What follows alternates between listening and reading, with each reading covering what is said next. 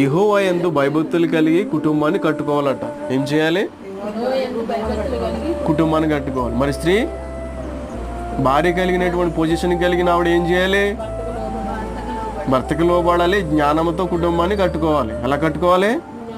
జ్ఞానంతో కుటుంబాన్ని కట్టుకునే స్త్రీగా ఉండాలి, అజ్ఞానురాలుగా ఉండకూడదు. సామెతలో చెప్తూ ఉంటాడు, జ్ఞానవంతురాలు ఇల్లు కట్టుకుంటుంది, మూడురాలు కూడా బెరుక్కుంటుందంట. ఏం చేస్తుంది తల్లి? జ్ఞానవంతురాలు ఏం చేస్తుంది? ఇల్లు కట్టుకుంటుంది. భయభక్తికి వెళ్ళినటువంటి భర్త ఏం చేసుకోవాలి? కుటుంబాన్ని కట్టుకోవాలి. జ్ఞానవంతురాలు ఇల్లు కట్టుకోవాలి, మూడురాలు ఓడబెరుక్కుంటుంది.